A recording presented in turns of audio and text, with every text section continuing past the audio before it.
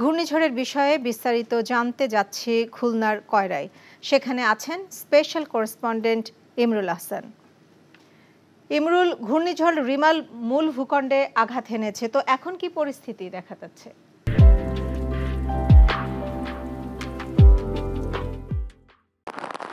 নাজরিন, রাত ৮টা থেকে এই ঘূর্ণিঝড়ের যে মূল কেন্দ্রটি সেটি সুন্দরবন উপকূল আঘাত হেনেছে, সেটি এখনো উপকূল অতিক্রম করছে।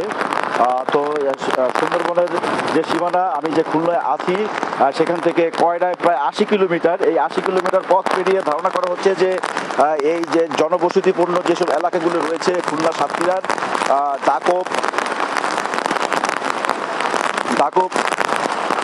সাতক্ষীরার শ্যামনগর এবং আশাশুনি এগুলিকে ঝুঁকিপূর্ণ উপজেলা হিসাবে আখ্যায়িত করা হচ্ছে। এখানে ধারণা করা হচ্ছে যে মধ্যরাত নাগাদ এখানে এই ঘূর্ণিঝড়টি মূল আঘাত আনবে। তবে দেখতে পাচ্ছেন যে এখন থেকে কিন্তু মূল অংশটি এখনো এখানে এসে পৌঁছেনি, কিন্তু ছবিতে হয়তো দেখতে পাচ্ছে দর্শক যে এখনই প্রচন্ড পরিমাণে ঝড়ো হাওয়া বইছে এবং টানা ২-৩ ঘন্টা যাবত এখানে বৃষ্টি হচ্ছে এবং একই মাত্রায় এখানে ঝড় বৃষ্টি হচ্ছে এবং আরো ১.৫ থেকে ২ ঘন্টা পর এখানে একটি জোয়ার শুরু হবে এবং সেই মুহূর্তে যদি ঘূর্ণিঝড়টি আঘাত হানে সেক্ষেত্রে এই জোয়ারের সাথে জলোচ্ছ্বাসের যে আশঙ্কাটি প্রকাশ করা হচ্ছে সেই জলোচ্ছ্বাসটি এখানে হতে পারে এবং সেই জলোচ্ছ্বাসটি যদি খুব বেশি পরিমাণে হয় তাহলে এখানে আসলে বাঁধগুলো ভেঙে যেতে পারে এরকম আশঙ্কা করা হচ্ছে এবং সেই বাঁধগুলো ভেঙে গেলে এখানকার যে বসত বাড়ি রয়েছে এই বাঁধের ভিতরে এবং ফসলি জমি রয়েছে সেটি আসলে ব্যাপক ক্ষয়ক্ষতি হতে পারে এবং জেলা প্রশাসনের পক্ষ থেকে বলা হচ্ছে যে এই খুলনায় প্রায় ১,৫০০ কিলোমিটার বাঁধ রয়েছে এবং তারা সম্পূর্ণটাকে একটি ঝুঁকিপূর্ণ হিসেবে আখ্যায়িত করছেন এবং সাতক্ষীরা এবং বাগেরহাটের যে বাঁধগুলো রয়েছে সেগুলো একটি ঝুঁকির মধ্যে রয়েছে। খুলনার কয়রা থেকে জানছিলাম ঘূর্ণিঝড়ের খবর।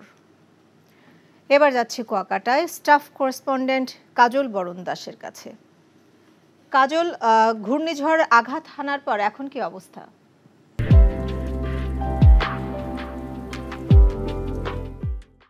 নাজরিন, এখানে আঘাত কিন্তু এখনো চলছে। সন্ধ্যা থেকে যে গতিতে ঝড়ো হাওয়া এবং বৃষ্টি হচ্ছে সেটি কিন্তু এখনো চলমান এবং এখন আরো তার জোরালো মনে হচ্ছে যে তার শক্তি আরো বৃদ্ধি করেছে। বাতাসের গতি বেড়েছে এবং বৃষ্টির গতিও বেড়েছে। তো এতে এখনো মনে হচ্ছে যে উপকূল এখনো অতিক্রম করেনি, তারা আঘাত হানা চলছে। তবে আবহাওয়া অফিস থেকে আমরা যতদূর জেনেছি যে মধ্যরাত পর্যন্ত এই আঘাত হানা চলবে এবং একটা পর্যায়ে গিয়ে তারা উপকূল অতিক্রম করবে।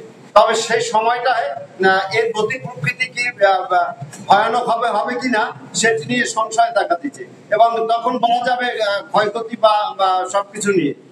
এক্ষেত্রে এখন আমরা যতদূর জেনেছি যে উপকূলের বেল্টে কোনো ধরনের কোনো বসতি নেই, বেড়িবাঁধের বাইরে বা নিম্নাঞ্চলে কোনো বসতি নেই, তারা কাছাকাছি সব আশ্রয় কেন্দ্রে চলে গেছে।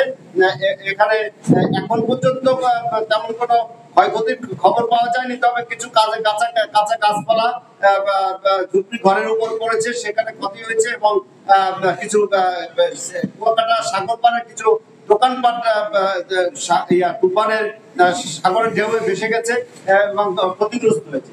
এছাড়া দুলাশ্বর ইউনিয়নে একটি শরীফুল ইসলাম নামে একটি ছেলে যে মারা গেছে, তার দাফন সম্পন্ন হয়েছে এবং ওই গ্রামে এখন শোকের ছায়া নেমে এসেছে। এটি ছিল আসলে এই ঘূর্ণিঝড় রেবেলার একটি সর্বশেষ খবর। তবে এর গতি প্রকৃতি আরো মধ্যরাত পর্যন্ত অপেক্ষা করার পর জানা যাবে, যা পরবর্তী আপডেট জানানো যাবে। নাজরিন।